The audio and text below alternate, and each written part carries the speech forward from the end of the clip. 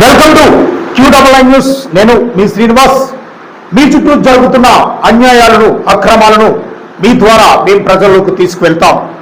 దీనికి మీరు చేయవలసిందల్లా ఈ క్రింద ఉన్న నెంబర్కు మీ చుట్టూ జరుగుతున్న విషయాలను మీరు మాకు వీడియో రూపంలో పంపించడమే. ఇలాంటి లేటెస్ట్ న్యూస్ అప్డేట్ మీ మొబైల్లో పొందాలనుకుంటే తప్పనిసరిగా మన QNN న్యూస్ ఛానల్ని సబ్స్క్రైబ్ చేయండి. 2024లో జరిగినటువంటి ఎలక్షన్లో భారతదేశంలోనే ఆంధ్రప్రదేశ్లో అత్యధికంగా పోలింగ్ జరిగినట్లు ఈసీ అయితే ప్రకటించడం జరిగింది.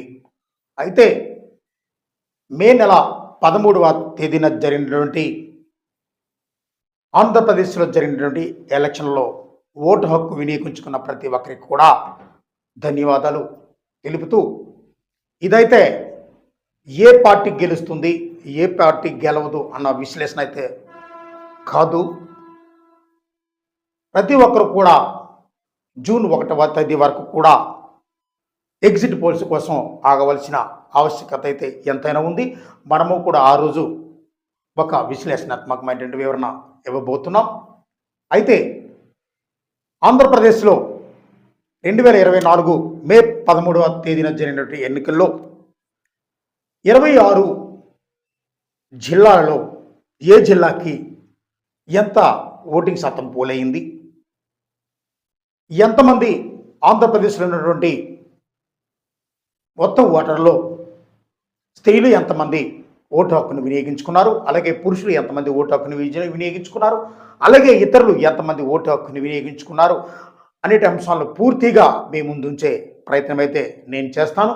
అయితే ఇక వివరాల్లోకి వెళితే ఆంధ్రప్రదేశ్లో మే 13వ తేదీన జరిగినటువంటి ఎలక్షన్లో ఆంధ్రప్రదేశ్లో 81.86% పోలింగ్ అయినట్లు ఈసీ అయితే ప్రకటించిన సందర్భాన్ని మనం చూసాం. దీని ద్వారా ఈ 81% ద్వారా మనం తీసుకుంటే ఈవీఎం ద్వారా 80.60 అంటే 66% ఓటింగ్ పోల్ అయితే పోస్టల్ బ్యాలెట్ ద్వారా 1.2 అంటే 1.2% ఓటింగ్ పోల్ అయిన సందర్భాన్ని బట్టి మనం తెలుసుకోవచ్చు. అయితే ఇక ఆంధ్రప్రదేశ్లో 175 నియోజకవర్గాల్లో అత్యధికంగా రూరల్ నియోజకవర్గాలుగా చెప్పుకోవచ్చు. దీంట్లో సుమారు 105 నుంచి 110 వరకు రూరల్ నియోజకవర్గాలు ఉంటే 60 నుంచి 65 వరకు అర్బన్ నియోజకవర్గాలు ఉన్నాయి. గత 2019 ఎలక్షన్లో మనం చూసుకుంటే ఏదైతే రూరల్ నియోజకవర్గాల్లో వైఎస్ఆర్ కాంగ్రెస్ పార్టీ కూడా పూర్తిగా తన ఆధిపత్యాన్ని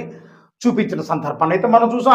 అలాగే అర్బన్ నియోజకవర్గాల విషయానికి వస్తే అర్బన్ నియోజకవర్గాల్లో తెలుగుదేశం పార్టీ తన ఎక్కువగా ఆధిక్యతను ప్రదర్శించిన సందర్భాలు అయితే మనం చూసాం. అదేవిధంగా 2024 ఎలక్షన్లో కూడా అదే రిపీట్ అవబోతుందా, లేకపోతే ఈ పెరిగిన ఓటింగ్ శాతం కానీ ఎవరికి అనుకూలంగా ఉంది, ఎవరికి వ్యతిరేకంగా ఉంది మనం తెలుసుకోవాలంటే తప్పనిసరిగా జూన్ 4 వరకు ఆగవలసిన పరిస్థితి అయితే ఉంది. ఇంకా ఏదైతే ఈ 80 పాయింట్ దాంట్లో ఉన్నటువంటి మొత్తం ఆంధ్రప్రదేశ్లో పురుషులు 1,64,00,000 మంది ఓటు హక్కును వినియోగించుకుంటే స్త్రీలు 1,69,00,000 మంది తన ఓటు హక్కును వినియోగించుకున్నారు. ఇతరులు 1,770 మంది ఇతరుల ఓటు హక్కును అయితే వినియోగించుకోవడం జరిగింది. అలాగే ఎమ్మెల్యే స్థాయి విషయానికి చూసుకుంటే ఎమ్మెల్యేలో 3,33,40,333 మంది తన ఓటు హక్కును వినియోగించుకుంటే, అలాగే ఎంపీ స్థానాల విషయానికి వచ్చినప్పటికీ 3,33,40,560 మంది తన ఓటు హక్కునైతే వినియోగించుకోవడం జరిగింది. అయితే 2019 ఎలక్షన్ల నుంచి 2024 ఎలక్షన్లకు మనం చూసుకుంటే సుమారు ఈ సంవత్సరంలో 30 నుండి 32 లక్షల మంది కొత్త ఓటర్లను నమోదు చేసుకున్నారు. ఈ ఓటర్లన్నీ కూడా ఎటువైపు వెళ్ళాయి, ఎటువైపు మళ్ళీ ఎవరికి మెజార్టీ వచ్చే అవకాశం ఉందో మనకు త్వరలోనే తెలిసే అవకాశం అయితే ఉంది. ఇక మనం జిల్లాల వారీగా ఏ జిల్లాకి ఎంతంత పోలింగ్ పర్సెంటేజ్ వచ్చిందో తెలిసే ప్రయత్నం అయితే మీకు చేస్తాను. ఇక అల్లూరి సీతారామరాజు జిల్లా విషయం చూసుకుంటే ఇక్కడ 70.20% మంది తన ఓటు హక్కును వినియోగించుకుంటే, అలాగే అనకాపల్లి 83, 81.84%, అలాగే అనంతపురం 81.08%, అలాగే అన్నమయ్య 77.83%, బాపట్ల 85.15%, చిత్తూరు 87.07%, అలాగే కోనసీమ జిల్లా విషయానికి వచ్చినట్టుకైతే 83.84%, అలాగే తూర్పుగోదావరి 80.93%, అలాగే ఏలూరు 83.67%, గుంటూరు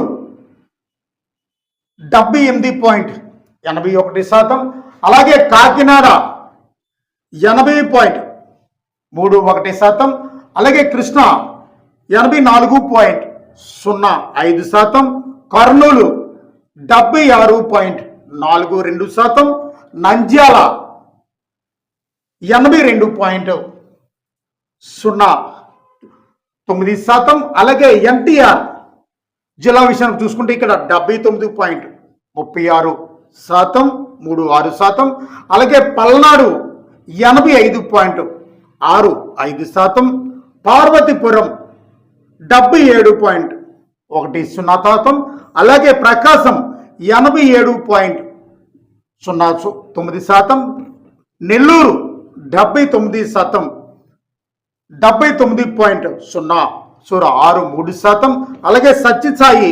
84.63%, శ్రీకాకుళం 75.59%, తిరుపతి 78.63%, విశాఖపట్నం అత్యల్పంగా 68.65%, విజయనగరం 81.33%, అలాగే పశ్చిమ గోదావరి 82.59%, కడప 79.58% మంది జిల్లాల వారీగా పోలింగ్ నమోదు సందర్భాలు అయితే మనం క్లియర్గా చూసాం. ఇలాంటి లేటెస్ట్ న్యూస్ అప్డేట్ మీ మొబైల్లో పొందాలనుకుంటే తప్పనిసరిగా మన Q99 న్యూస్ ఛానల్ని సబ్స్క్రైబ్ చేసుకుంటారని కోరుకుంటున్నాను.